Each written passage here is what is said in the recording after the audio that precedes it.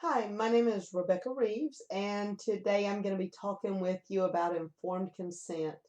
The assignment that was given was to research the internet and find an agency, informed consent, and then to compare and contrast that with the American Counseling Association 2014 Code of Ethics, as well as the Code of Ethics for my local state.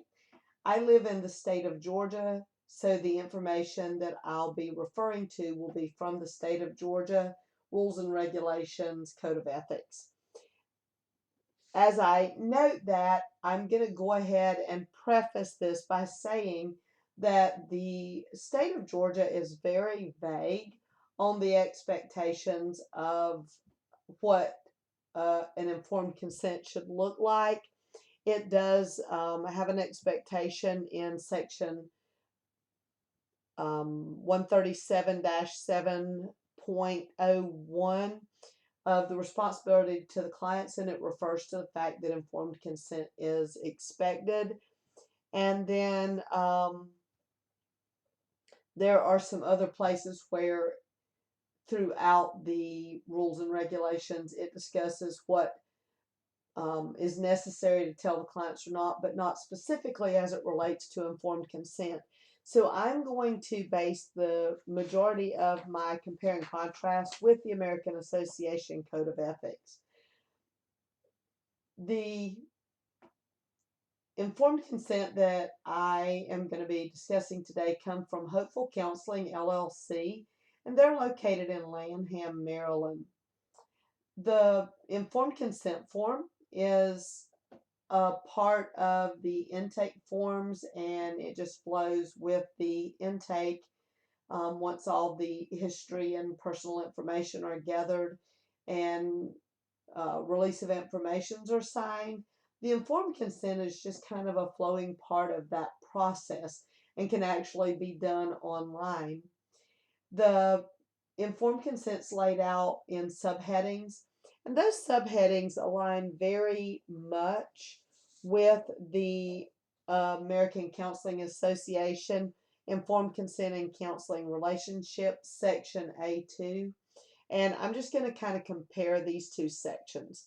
On the American Counseling Association, the first part just talks about what the counseling relationship is and the counseling process.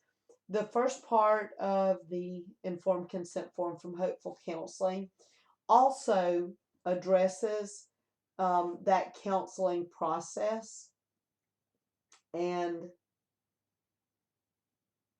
it discusses the risk and the benefits, which is also addressed in the Code of Ethics for the American Counseling Association. The process, it discusses how the counseling process might take place. The second section under counseling explains in a little more detail the relationship between the counselor and the client.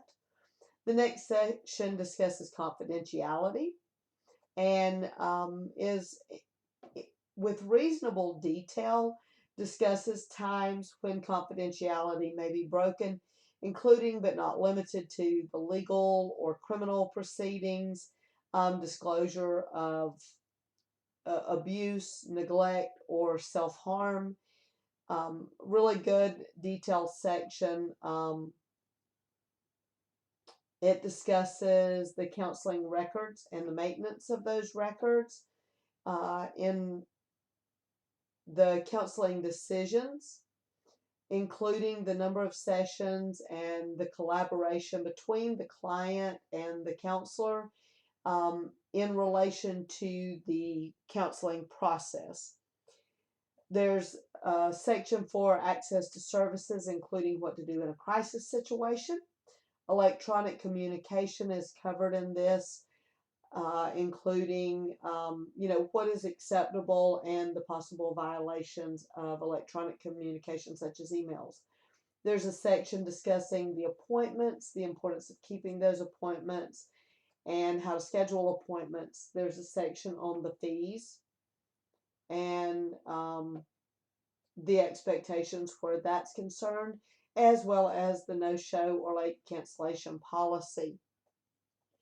The only thing that I did not note that might have been covered in this was the counselor's qualifications or credentials and their experience or approach to counseling. Um, Other than that, it was pretty detailed. One other section not covered was diagnosis and the intended use of tests or reports. And I haven't found those in many of the informed consent forms, but overall it was very thorough and it was very readable. And that is something that is often missed in the informed consent. Last and Elkhart, Cedarburg, Garrison, and Ho discusses the importance of readability in informed consent. Um, just because clients often they're so wordy that it's difficult for them to read. So I thought that was very important. Rimley and Hirely also refers to the ethical and legal issues around informed consent and being thorough. And I think that this informed consent form is very much in line with the expectations of the Code of Ethics as well as the text that we have been learning from. Thank you, and I hope you have a wonderful day.